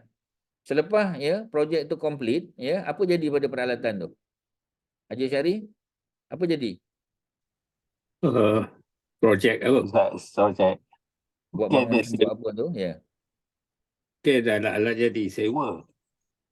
Okey, kemudian Jadi dia pulangkan balik lah bila tapi tak pernah tempoh. jumpa pun company mana. Adalah yang kecil-kecil kot. Yalah, apa sebenarnya jawapannya tuan-tuan? Kat mana pergi benda-benda tu? Ya. Kak Mariatun, ya. Kak Nap. Ya. Kak Syima, ya. Contoh piramid tu dibina oleh Firaun kan Ustaz? Firaun zaman sebelum Nabi Musa, ya, bukan zaman Nabi Musa, okey, ya. Ya. Soalannya mana So, pergi peralatan dia? Peralatan yang canggih-canggih tu. peralatan tu dimusnahkan supaya orang yang akan datang tak dapat curi ilmu teknologi yang mereka guna tu. Itulah saya rasa. Ya, betul. Itu jawapan dia, memang betul. Ya, terima kasih Kak Nap. Itu jawapan dia. Sebab orang dulu tuan-tuan, dia tak nak orang lain datang replicate benda yang sama tuan-tuan. Ya, tuan-tuan ingat tak, ya, Taj Mahal, ya. Bila disiapkan Taj Mahal, ya, dia punya arkitek dia, ya, dia punya kontraktor dia tuan-tuan, apa jadi tuan-tuan? Ya, cerita yang kita dengar, sebagainya apa jadi? Apa jadi tuan-tuan? Ya. Apa jadi pada kontraktor dia, pada engineer dia, pada apa? Bunuh Ustaz. Dibunuh Ustaz. Sebahagian tak dibunuh tetapi dipotong tangannya tuan-tuan, potong tangan. Ya, sedangkan mereka dah menyumbang pada kerajaan, ya, kepada Shah Jahan. Ya, dia buat untuk Mumtaz Mahal kan, untuk isteri dia. Maknanya dia tak benarkan, ya. Dikatakan ada projek untuk membina Taj Mahal kedua tapi tak berjaya. Sebab apa? Sebab pakar-pakar, ya, dia punya arkitek, ya, dia punya kontraktor dan sebagainya tu telah apa kita panggil, ya, dia dibunuh lah yang pertama tadi. Dipotong tangan, ya, walaupun mereka ada idea tapi mereka tak boleh buat. Ya, tak boleh buat. Sebab apa? Ya, sama, ya. Peralatan dimusnahkan tuan-tuan. Sebab kalau tuan-tuan pergi tengok, ya, macam piramid tu kan, ya, bongkah dia, ya, very symmetrical, kemudian potongan dia, ya, very accurate tuan-tuan, ya, susunan dan sebagainya. Dia mesti ada peralatan dan teknologi dia tuan-tuan. Yang nak angkat tu mana crane dia, ya, mana peralatan yang digunakan. Kebanyakannya tuan-tuan dimusnahkan. Ya, dalam apa ni budaya Arab tuan-tuan, ada satu cerita dipanggil Jaza' as-Sinimar dipanggil. Dalam bahasa Arab ni cerita. Ya, Jaza' tu balasan Sinimar. Sinimar tu adalah orang yang membina, arkitek yang membina istana besar bagi seorang raja. Ni cerita ni adalah cerita dongeng. Tetapi pengajaran dia tu betul tuan-tuan. Jadi bila seorang raja arahkan seorang arkitek untuk bina dia punya istana dia, dah siap lah, ya, dah siap, kemudian dia naik ke rooftop. Ya, atas sekali, ya. Yang boleh naik ke rooftop tu hanya raja dan juga, ya, dia punya arkitek tadi. Ya, dia punya main arkitek dia tuan-tuan. Ya, ketua, ya, head of arkitek tu. So dia pun naik, ya, raja pun ucap terima kasih apa semua sebagainya, kau lah orang paling hebat. Ya, jadi ucap terima kasih lah, ya. Ke tepi, akhirnya raja tolak sinema jatuh mati tuan-tuan. Tapi dia tak tolak ke depan, dia tolak ke belakang. Ke belakang tu pengawal dia dah tunggulah. nak make sure ya sinema tu mati supaya sinema tu tidak menjadikan ilmu dia untuk membina ya istana yang lain yang tak boleh ya, yang tak boleh dikalahkan nantilah ya. Jadi kalau dia bina lagi yang lebih baik ya, knowledge dia makin bertambah ya, experience dia makin bertambah. Dia akan bina satu bangunan yang lebih baik daripada yang dibina untuk raja tadi. Jadi itu cerita dongeng. Tetapi ya dia diterima pakai dalam masyarakat Arab kerana memang itulah balasan orang yang buat baik ya. Ya contoh kita kata cerita Melayu pun ada tuan-tuan ya, cerita siapa? Cerita Singapura ya. Singapura dilanggar todak. Ya, siapa yang bagi cadangan tuan-tuan? Mula-mula mereka tahan dengan apa? Ya, punyalah kita kata tak bijak, tak cerdiknya raja, kita kata sultan. Ya, dan akhirnya dicadangkan oleh siapa? Hang Nadim kan? Hang Nadim kata apa tuan-tuan? Ya, apa ni tebang pokok pisang tu, batang pisang tu letak kat situ. Ya, jadi tak adalah orang terbunuh, tak adalah orang cedera, ya. Sampai sultan kata, betul juga, kita tak terfikir selama ni. Tetapi ada menteri yang jahat, dia kata apa? Cuba tuanku fikir, Hang Nadim ni. Kalau kecil macam ni pun dah bijak, besok dia besar besok, tuanku digulingkannya. Nampak tuan-tuan? Ya, maknanya macam itulah cerita dia. Ya, dibunuh tuan-tuan, dia akan bunuh. Pasal apa? Ya, sebab dia tak mahu ya perkara yang sama diulangi, buat pada benda yang lain pula. Okey, tuan-tuan, tu kalau kita boleh detailkan ya. Okey, kita habiskan. Jadi Allah melapangkan dada baginda mengajar Nabi melalui wahyu ya. Ia meliputi perkara yang berlaku, yang telah berlaku, semualah tuan-tuan, benda-benda dulu daripada zaman kejadian alam semesta. Ya, dan Allah Subhanahu Wa Taala sebut dalam ayat 13 surah An-Nisa, ya, Allah berfirman apa dia? Allah telah mengajarkan engkau apa yang engkau yang tidak tahu, ya. Allah ajarkan kamu, ya. Apa yang kau tidak tahu. Memang sebab tu kita sebut dalam ayat berapa tu? Ayat 32 kan surah apa? Surah Al-Baqarah. Subhanaka la ilma lana illa ma 'allamtana innaka antal alimul hakim. Maha suci engkau ya Allah, ya. Tidak ada ilmu bagi kami melainkan apa yang kau ajar. Yang Allah tak ajar, Nabi tak tahu. Ya, Nabi tak tahu tuan-tuan. Benda-benda yang Allah tak ajar, Nabi tak tahu. Benda-benda yang Allah tak ilhamkan, Nabi tak tahu. Benda-benda yang Nabi tak dapat daripada para sahabat di Ansar di Madinah, Nabi tak tahu. Melainkan apa yang Allah izinkan. Ya.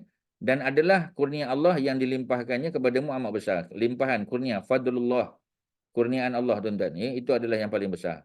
Mengenai sifat lemah lembut Rasulullah, menanggung kesusahan, pemaaf, kita pun tahu. Ya. Ada ayat dalam surah Al-A'raf, ya, ayatnya surah yang ke-7, ayat 199, auzubillahi minasyaitonir rajim, khuzil afwa.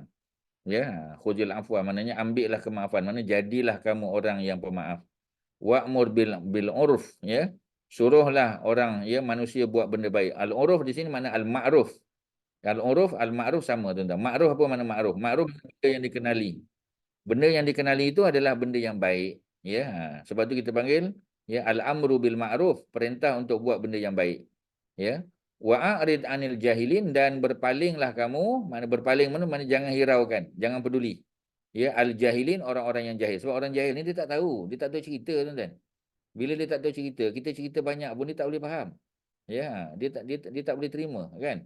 Satu, dia jahil. Contohlah kita kata ya ayat Quran bagi contoh. Kita kata ayat ni bahasa Arab, ya, kaedah dalam bahasa Arab, ya, subjek predikat dia ada macam tu, subjek dan predikat. Jadi subjek itu duduk depan, predikat duduk di belakang, ya. Kita kata apa sebagai contoh? Ya, Ahmad, ya, Ahmad solat di masjid sebagai contoh. Ahmad solat di masjid. Ya, Ahmad solat di masjid. Jadi bila Ahmad solat di masjid, ya, ataupun macam mana? Kalau ayat Quran lah kita kata, ya. Ayat Quran, kalau yang boleh kita ambil ayat Quran yang ya kita kata okey ya, ilmu tentang akhirat itu, ya, ilmu tentang akhirat itu diajar kepada Nabi SAW. Ya, ya, dengar ayat ni tuan-tuan. Ustaz bagi contoh ni ayat Quran, surah apa tak ingat, tapi Allah sebut ya, ilmu tentang akhirat, ya, ilmu tentang akhirat, ya, tentang syurga neraka tu diajar oleh Allah kepada Rasulullah. Ya, ilmu tentang akhirat itu dia punya subjek dia. Ya, diajar kepada Rasulullah sallallahu alaihi wasallam. Ya, itu predikat dia. Kemudian bila kita jumpa baca dalam Quran, sepatutnya ilmu tentang akhirat tu depan sebab dia subjek. Ya, diajar kepada Rasulullah itu predikat letak belakang. Tiba-tiba dalam Quran, ya, diajar kepada Rasulullah tu duduk depan. Ya, ilmu tentang akhirat duduk belakang. Ya, itu bentuk dalam bahasa Arab. Dalam kaedah ya, apa ni struktur ayat dalam bahasa Arab. Pasal apa kita dahulukan diajar kepada Rasulullah? Patutnya didahulukanlah ilmu tentang akhirat tu, ya. Kerana nak bagi tahu, ya, orang lain tak dapat. Abu Bakar tak dapat, Umar tak dapat, orang lain tak dapat. Kalau kita kata ilmu tentang akhirat diajar kepada Nabi, mungkin juga diajar pada Abu Bakar. Mungkin juga diajar pada Tok Wali, mungkin diajar pada apa kita panggil golongan ulama mungkin. Ya, tapi bila didahulukan kepada Rasul sallallahu alaihi wasallam, ya, ilmu, ya, diajar kepada Rasul ilmu tentang hari akhirat. Jadi orang lain tak dapat, Nabi saja. Macam kita baca surah Al-Fatihah juga. Iyyaka na'budu. Patutnya bunyinya na'budu iyyaka. Ya, iyyaka na'budu. Na'budu depan. Iyyaka belakang. Tapi pasal boleh letak iyyaka depan? Kerana nak bagi tahu semata-mata hanya kepada Allah lah kami beribadah. Kalau kita kata kami beribadah kepada Allah, maknanya apa? Kami beribadah juga kepada Lata, Uzza, Manat dan sebagainya. Jadi untuk mengelakkan daripada orang menyangka beribadah ni boleh juga kepada patung dan sebagainya, maka didahulukan kepada Allah tu. Kepada Allah, kena tambah perkataan. Kepada Allah lah semata-mata, ya, kami beribadah. Kepada Allah lah semata-mata kami menyembah. Kepada Allah lah semata-mata kami berdoa, kami minta pertolongan. Maknanya didahulukan, ya, predikat tu didahulukan dan ya dia punya subjek dibelakangkan. Kerana apa? Kerana ada makna khusus yang disampaikan. Itu konsep dalam bahasa Arab. Jadi kalau kita pakai bahasa lain mungkin tak kena. Ya, jadi oleh kerana itu bila kita nak bercakap tentang agama ni kita kena pakai dia punya usul dia. Kita kena pakai dia punya prinsip dia sebab Quran tu dalam bahasa Arab. So kita kena pakai bahasa Arab. Bahasa lain boleh membantu. Tetapi dia kena balik pada kaedah bahasa Arab. Yang kita kena terima lah tuan-tuan, tak ada cara. Ya, itu cerita dia tuan-tuan ya. Okey, apa lagi? Ya. Rasulullah bertanya malaikat Jibril mengenai takwil ayat ini. Jadi Nabi tak tahu. Bila Nabi tak tahu, Nabi tanya pada guru dia, gurunya Jibril. Ya. Uzil afwa wa'mur bil ma'ruf wa'arid anil jahilin. Ya, apa makna dia? Apa takwil? Takwil makna tafsir. Takwil ni tuan-tuan tafsir, ya. Jibril menjawab, wahai Muhammad, sesungguhnya Allah menyuruh kamu supaya menghubungkan silaturahim. Jadi maknanya Allah suruh buat hubungan silaturahim dengan siapa, ya? Dengan sesiapa yang memutuskannya. Jadi kalau ada orang yang memutuskan, ya, kita jangan putus asa, kita sambung balik. Ya, kita ada kawan, ya, kawan tu kecil hati dengan kita. Dia remove kita daripada grup, ya. Kita pun nak buat macam mana kan, ya. Tapi kita pergi jumpa dengan dia, ya. Walaupun dia tak jawab salam kita, tak apa, kita pergi jumpa dengan dia. Kita tunggu depan rumah dia, bagi salam. Assalamualaikum warahmatullahi. Dia diam, buat tak tahu. Dia tahu dia ada rumah. Kereta dia ada, motosikal dia pun ada. Kita tahu dia ada rumah, tapi dia tak jawab. Tak apalah. Kita dah bagi salam, minta izin masuk, dia tak bagi, kita pun balik. Ya. 2-3 hari lepas tu datang balik tuan-tuan. Sampai 5-6 kali kita datang, dia pun tak sampai hati. Pasal apa? Kerana memang manusia ni dalam hati dia mesti ada soft spot dia tuan-tuan. Ya, dia mesti ada satu hari yang kita kata orang ni bersungguh-sungguh nampaknya. Walaupun aku tak jawab salam dia, dia datang rumah aku buat tak peduli, tetapi dia tetap juga. Maknanya ikhlas dia ni. Betul-betul dia nak berkawan dengan aku. Ya, dia pula rasa bersalah tuan-tuan. Jadi diperintah kepada Nabi oleh Jibril oleh Allah lah asalnya, dan dipahamkan oleh Jibril, jangan, ya, kita putuskan hubungan silaturahim. Memberi kepada orang yang tidak memberi kepada kita. Memang, ya, orang tak bagi kepada kita, tak apa tuan-tuan, kita bagi kepada dia. Ya, kita minta bantuan, dia tak nak tolong, ya. Tapi bila dia susah, kita bantu dia. Ya. Kemudian apa lagi? Ya. Dan memaafkan mereka yang telah menzalimi kamu. Maafkan. Ya, orang yang apa, ya? Orang yang telah menzalimi kamu selama ni. Contoh, ya, mereka ludah Nabi, mereka pijak leher Nabi, mereka jerut leher, ya, mereka buat benda-benda yang tak sepatutnya. Tetapi apa Nabi jawab? Ya, Nabi jawab dengan kebaikan. Nabi balas dengan kebaikan, tuan-tuan. Ya, itu kelebihan Nabi, ya. Kemudian, ya, ayat wasbir ala ma asabaka. Bersabarlah kamu, ya, atas apa yang menimpa kamu. Ya, sebab Nabi dapat ujian macam-macam, ya. Ujian, antara ujian yang Nabi lalui, kematian, ya. Kalau selepas jadi Nabi lah, ya, kematian isteri baginda Khadijah, kematian bapa saudara Nabi, ya. Semua anak Nabi wafat masa Nabi masih hidup, kecuali Fatimah je, tuan-tuan. Cuba kita bayang, ya. Isteri Nabi 2 meninggal masa Nabi hidup, ya. Khadijah binti Khuwailid di Mekah, dan juga Zainab binti Khuzaimah di Madinah, ya. Kemudian anak-anak Nabi semua meninggal dunia. Ya, Nabi punya Nabi punya dakwah ditolak oleh masyarakat Yahudi. Ya, mereka tuduh Nabi ni pembohong. Ya, mereka kata Muhammad, ya engkau bawa agama baru, ya tapi pasal apa bila solat engkau berkiblat kepada Baitul Maqdis, itu kiblat kami. Pasal apa kau follow? Ya, Nabi dalam solat pandang ke langit. Ya, apa kita panggil ya? Nabi punya pandangan tu, ya. Nabi taqallub, ya. Nabi pandang ke atas. Qad nara taqalluba wajhika fis sama. Kata Allah, kami sentiasa melihat bagaimana dalam solat engkau pandang ke atas. Sebenarnya pandang ke atas tu makruh. Tapi Nabi nak Allah bagi perhatian. Dalam solat tu Allah Nabi nak minta Allah bagi perhatian. Ya, dan akhirnya Allah tukarkan kiblat ya daripada 16 bulan yang Nabi menghadap ke Baitul Maqdis balik ke Baitullahil Haram di Mekah. Ya, Nabi bersabar di atas apa yang menimpa baginda. Ya, inna zalika min azmil umur, apa yang Nabi buat tu termasuk ya perkara yang besar ya yang Nabi kena ambil. Di sini sebut sesungguhnya demikian itu adalah daripada perkara yang dikehendaki mengambil berat melakukannya. Maknanya Nabi ambil perkara itu sebagai serius. Ya, kena maafkan orang sebagai contoh tadi, ya. Kena perintah buat baik, ya, berpaling daripada orang-orang jahil, ya. Jadi benda-benda macam ni kadang-kadang Nabi rasa samar, Nabi tak faham, Nabi tanya pada Jibril, Jibril terangkan. Ya, kemudian apa lagi tuan-tuan? Ya. Wal ya'fu ya wal yasfahu ya, dan sebaliknya hendaklah mereka memaafkan, kena maafkan ya. Kemudian apa lagi ya, wal yasfahu ya, dan melupakan kesalahan orang-orang itu. Memanglah kalau nak kira tuan-tuan, orang Mekah buat macam-macam ke Nabi, tapi bila Nabi dapat bebaskan Mekah, Fatu Mekah ya, Nabi maafkan mereka.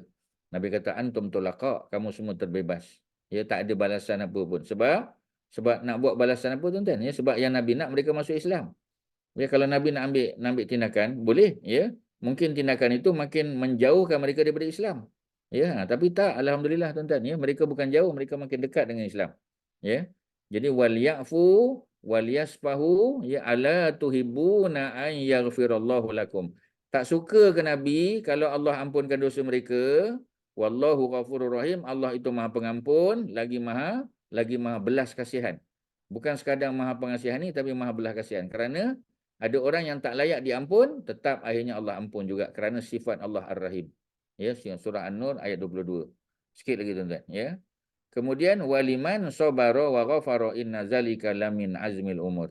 Ya, walaman sabara ya, dan bagi mereka yang bersabar. Ya, sesungguhnya bagi mereka yang sabara telah sabar. Ya. Dan wa ghafara, dan mereka memaafkan kesalahan orang lain. Sesungguhnya ya, inna zalika, yang demikian itu makna dua tadilah, sabar dan juga ya boleh memaafkan orang yang buat salah pada kita. Macam Nabi lah. Ya, ketika Nabi memaafkan mereka yang berada di Mekah yang selama ni dah buat jahat ke Nabi. Datang perang Nabi, ya perang Badar, ya bunuh para sahabat, perang Uhud 70 sahabat wafat. Ya, dalam perang Ahzab dan beberapa peperangan lain ya yang mereka buat ya semata-mata kerana mereka tak setuju dengan Nabi. Sedangkan Nabi tu orang mulia, Nabi orang Mekah, mereka tahu Nabi ni bercakap benar, Nabi ni amanah ya, tapi mereka tetap degil ya, mereka tak mau menerima, dengki sebagai contoh. Dia kata kalaulah ya macam Abu Lahab, kalaulah daripada Bani Hashim ni ada yang jadi nabi, aku yang jadi nabi, bukan Muhammad. Ya, pasal apa tuan-tuan? Pasal dia rasa dia lagi mulia. Pasal dia lagi banyak harta. Dia pak saudara pada Nabi, ya, dia lebih tua. Maknanya semua tu dia anggap sebagai syarat untuk menjadi nabi dan rasul. Sedangkan nabi dan rasul pilihan Allah Subhanahu Wa Taala. Ya. Jadi maknanya sabar dan memberi maaf kepada orang tu termasuk perkara yang dituntut melakukannya. Azmil umur, benda yang besar. Susah tuan-tuan, bukan senang nak sabar. Bukan senang nak maafkan orang, ya, tetapi semua tu menjadi apa? Ya, semua tu menjadi perkara yang dituntut. Banyak hadis-hadis yang menceritakan sifat Rasulullah ini yang mencapai ke peringkat klimak paling tinggi, level paling tinggi. Setiap orang yang bersifat lemah lembut pasti suatu masa melakukan kesilapan. Ya, memanglah ya. Memang satu hari kita akan pernah buat kesilapan. Walaupun Rasulullah banyak menghadapi penyiksaan, tetapi semua itu menjadikan baginda bersabar, lebih sabar. Macam kita lah ya. Kehidupan susah yang kita lalui masa kecil itu menyebabkan kita jadi orang yang sabar, orang yang tabah.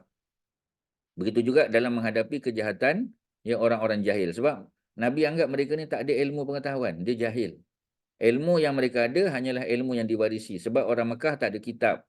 Orang Mekah tak ada ilmu pengetahuan. Ya, mereka tak boleh, tak ada akses kepada kitab Taurat Injil. Mereka tak boleh baca. Ya, mereka tak ada bahan bertulis, tak ada dokumen, tak ada. Jadi oleh kerana itu, ya, mereka jahil. Bertambahnya ialah sifat lemah lembut, ya, pada baginda. Aisyah berkata apabila Rasulullah diberi pilihan untuk melakukan salah satu daripada dua perkara, Nabi akan ambil yang lebih mudah selagi tidak berdosa. Ya, nak ada dua pilihan tuan-tuan. Contoh, ya, kita dapat dua pilihan. Mana yang lebih senang tuan-tuan? Ya, yang lebih senang tetapi tidak sampai berbuat dosa. Yang paling mudah yang mana satu? Ya, dalam urusan agama ni dah tentu kita buat yang lebih banyak lah. Ya, tapi macam tadilah kalau ada keperluan, ya, kita apa kita panggil, kita buat yang ringkas sajalah. Ya, contoh, ya, kita kata macam mana? Ada urusan kan orang duk tunggu kita. Ya, ni lepas Isyak ni.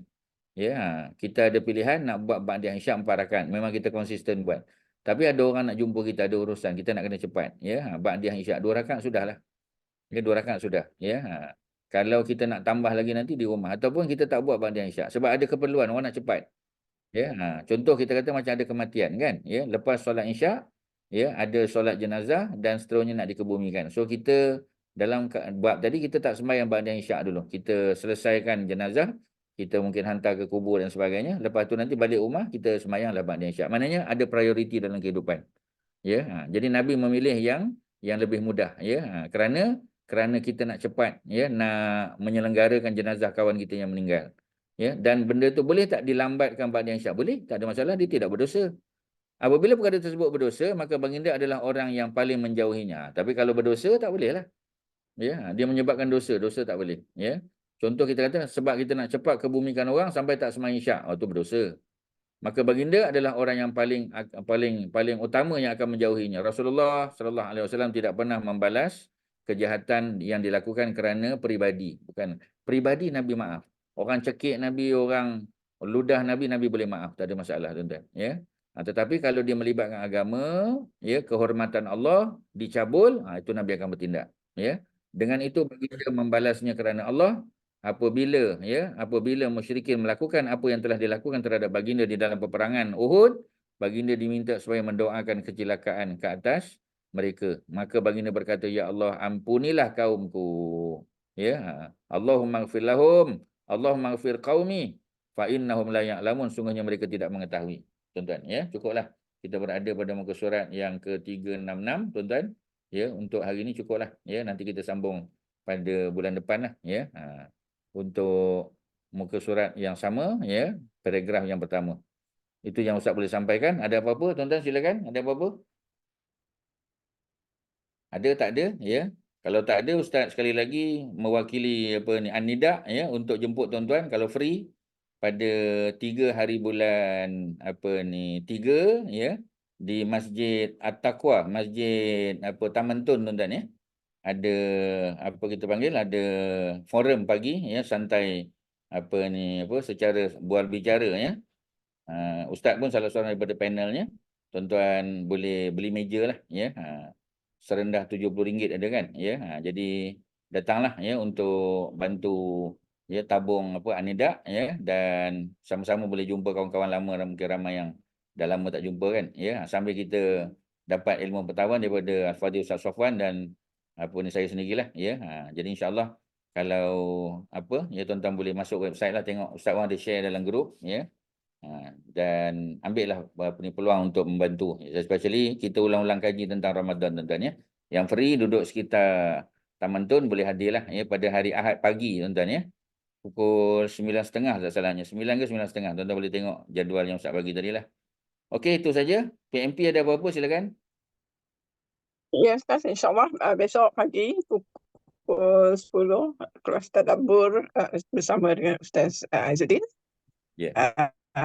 Dan apa ni, also kita PMP telah mula rancarkan tabung untuk makul Ramadan seperti tahun-tahun yang lepas, bukan saja untuk asnaf di Malaysia, termasuklah mereka di Sabah dan juga di Kelantan, di samping di Selangor, dan juga di negara-negara yang minoriti Muslim di Filipina, di Colombia, dan juga kita membantu mereka di Yaman as well, sebab Yaman pun sangatlah teruk kan. So ada dah di-post oleh Syikin tadi dekat dalam chat tu. Okey. Please refer to that one lah. Okay, Baik. jazakumullah khair. Barakallahu fiikum. Khairan wa fiikum barakallah. Terima kasih banyak PMP dan semua penyumbang ya, dan mereka yang selalu mengimarahkan program kita ya. Mudah-mudahan ada balasan baik pada Allah Subhanahu Wa Taala ya. Sekadar tu, terima kasih sekali lagi. Wassallallahu ala sayyidina Muhammadin wa ala alihi wa sahbihi wasallam. Alhamdulillahirabbil alamin. Assalamualaikum warahmatullahi wabarakatuh. Waalaikumsalam warahmatullahi wabarakatuh. Terima kasih Ustaz.